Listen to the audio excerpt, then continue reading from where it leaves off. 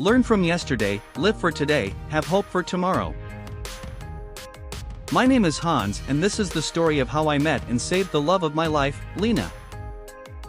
We fell in love during World War II, in Berlin, the city where we were born and raised. We dreamed of escaping the war and building a life together somewhere else. And we did it, thanks to our courage and faith. I was a soldier who was about to be sent to the front, and she was a nurse working in a military hospital.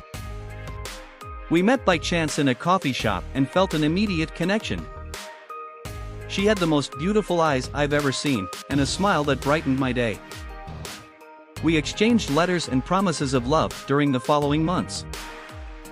She was my reason for living, my hope in the midst of chaos. We planned to escape the city before the Allies arrived. We had a map, some savings, and an old car. We decided to leave at night, when there was less surveillance. We said goodbye to our families and friends, not knowing if we would see them again. We were willing to risk everything for our love.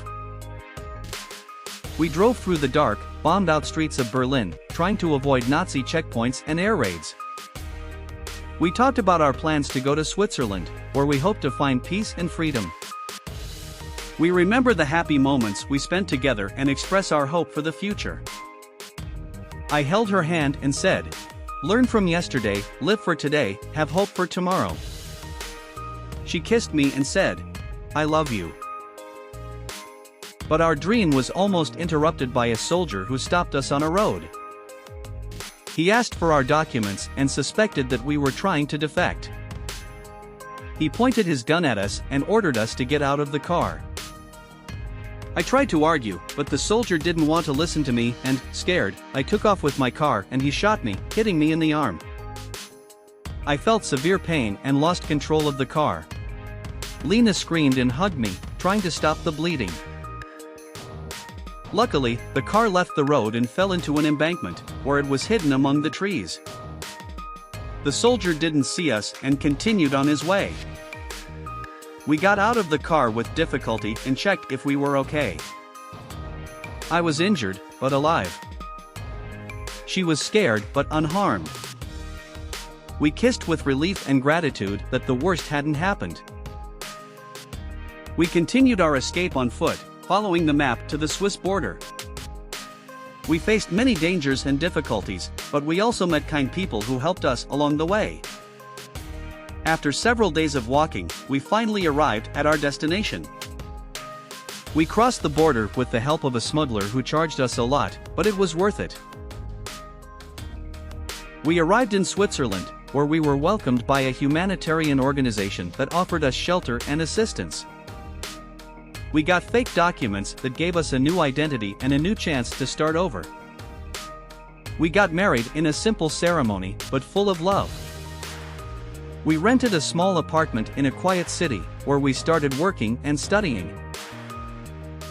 The war ended a few months later, but we decided to stay in Switzerland, where we felt safe and happy. We kept in touch with our families and friends, who were happy to know we were alive and well. We also made new friends in Switzerland, who welcomed and supported us. We learned to speak French and adapted to the country's culture and customs. We became Swiss citizens, but we never forgot our origins and our history. We had 2 children, a boy and a girl, who grew up healthy and intelligent. We educate them with values of peace, love, and respect. We took them to visit Germany, where we showed them the places where we were born and lived. We also tell them about the war, about what we suffered and what we overcame. We wanted them to know where they came from and what they meant to us. Lena and I grew old together, happy and fulfilled. We watched our children graduate, get married, and have children of their own. We became proud and loving grandparents. We travel the world, discovering new places and cultures. We enjoy every moment of life, knowing how precious and fragile it was. We died hand in hand, on a peaceful night, after celebrating our wedding anniversary. We looked into each other's eyes for the last time and said, "I love you." And then everything became clear. We managed to make our dreams come true, and we died with love in our hearts. We are an example of courage and faith amid the horror of war. May our souls rest in peace. But our story doesn't end here. She continues in the memory and hearts of our children, grandchildren, and great-grandchildren, who honor and love us.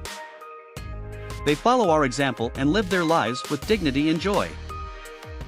They learn from yesterday, live for today, and have hope for tomorrow. They are our greatest heritage and our greatest pride. They are proof that love conquers all. They are the light that shines at the end of the tunnel. They are the future. If you want to hear other uplifting stories, follow this channel and we will soon have more stories like this.